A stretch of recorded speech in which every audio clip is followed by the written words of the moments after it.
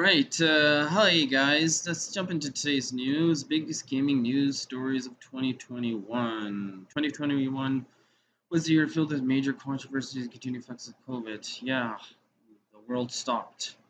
Delays continue. Yeah, okay. There are a lot of delays in 2021. These range from games pushing back to several weeks or months. Yeah, I mean, take for example, Cyberpunk. I mean, that should have kept being delayed until the end of time because the product that they gave us was shit.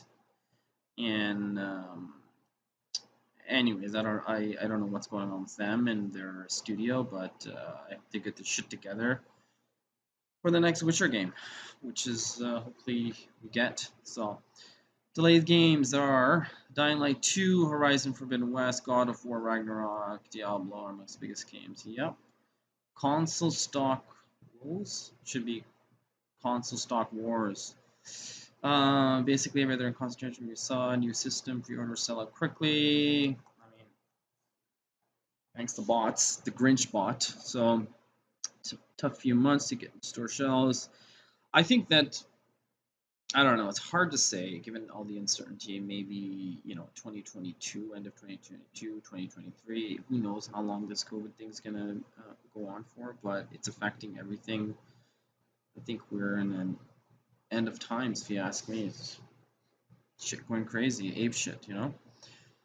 Google Stadia. I was never a fan of Google Stadia, especially like the streaming services that they're offering. Like I remember before Google Stadia, there was another gaming web-based platform. I used it, and it was working, but it was really draining on the internet, and it did lag, and the quality just wasn't there because obviously you don't have the hardware, right? It's just streaming, so. Uh, First party development ends. That's no surprise. Didn't get off the right foot, missing several promised features at launch. Yeah, I mean that's not good. That's not a good image. Google, has a good image as a company. I guess not the greatest because of privacy issues, but I mean this doesn't come as a surprise. In the consumer-driven economy and society, we just want to have everything right now. I don't care, people's attitude is like, I don't care if it's like half-ass done, just give it to me right now. Let's consume. Look at like Amazon Prime, like all these things. So I mean that's not a surprise, but I kind of thought that because Google has the financial capabilities, I figured that they could definitely put out something that's better. But in the midst of console wars, you have PlayStation, Sony, Nintendo. I mean, even though you're a big company, you gotta give people what they want and have a good first impression, which they did not. So, anyways, going to Fortnite trial ends with both sides unhappy. Okay. Epic Games began offering third-party payment system without iOS and Google Pay versions of Fortnite, provoking Apple and Google to remove the game off the store, violating terms of service. Lawsuits already drafted and ready to go. 2021, yeah, lawsuits. Yeah, you want to run as far away as possible from that. Well, the trial began with Apple, Epic Games happened. Neither side likely to appear outcome. I mean, I don't have much to say on this. I don't play much Fortnite. I play a little bit, but I mean, this could be a lesson learned for companies going forward. Be forthcoming with everything you put out. Don't try to hide behind the veil.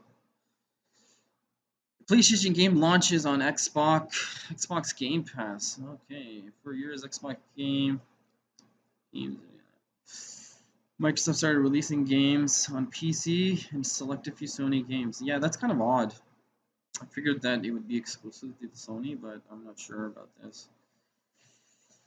A year did Halo good. Halo Infinite campaign was revealed the first time in 2020. Response player was Epic at the best. I mean, I guess they were kind of impressed, but not in like awe as they should have, because given that Halo is such a big franchise, it's like Microsoft flagship game since the Xbox.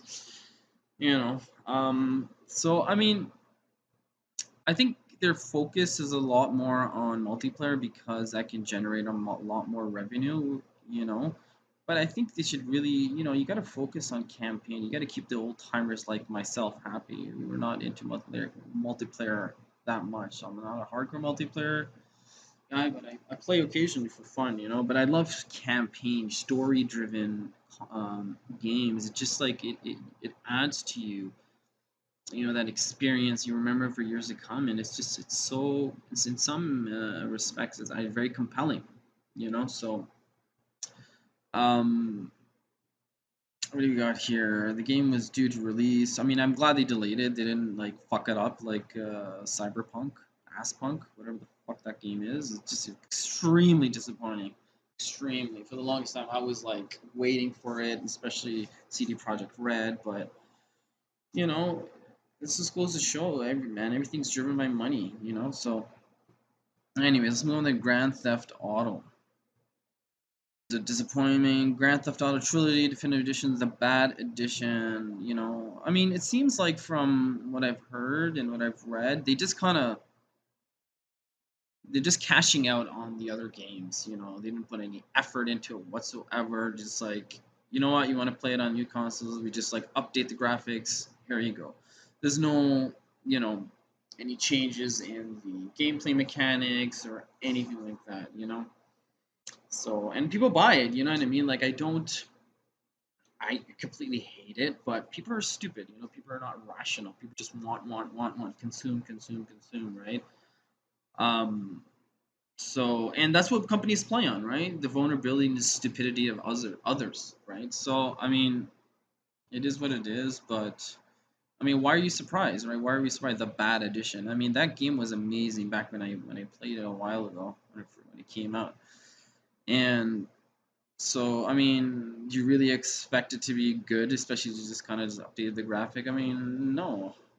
Especially with GTA 5 and, like they did so much, so different, the gameplay, like you have that expectation, but I mean, for some people it's good, but I'm not surprised. I wouldn't dish out that money.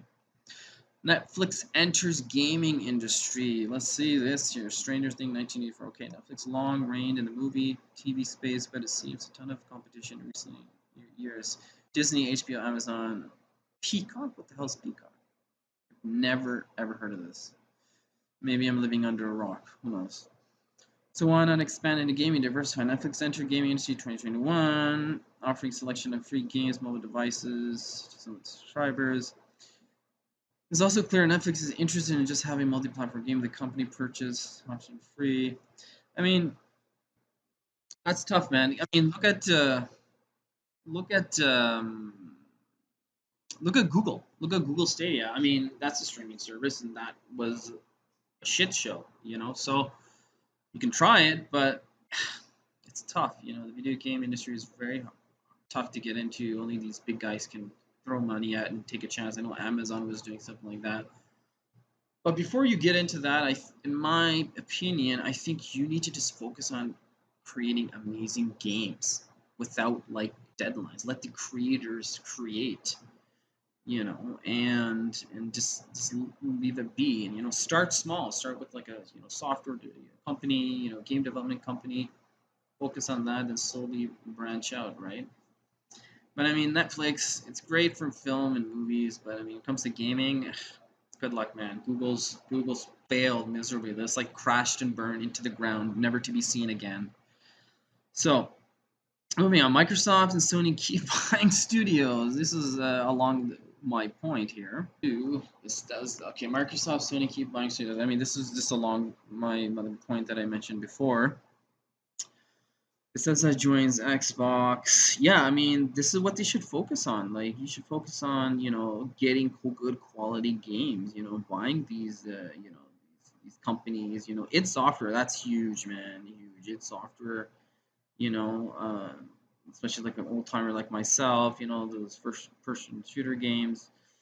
Bethesda as well, so I guess Sony woke up, I mean, it's not like Sony woke up. Sony was always doing good. They had, their shit together. But as soon as they saw Xbox really, really start going aggressively, they jumped on the same boat because it was like, we don't want to miss out on any of the opportunities. Look at all these games. What makes a console? It's the games. You don't just buy a console and look at it in awe, so I think that's very good that they're doing it, and like it's all about the games, honestly. Look at Sega, right? Sega was in hardware, and then they crash and burn. And what they do? Focus on their software, focus on the intellectual property, like Sonic. The Yakuza games, which are amazing. So that's good. It's just like, yeah, yeah.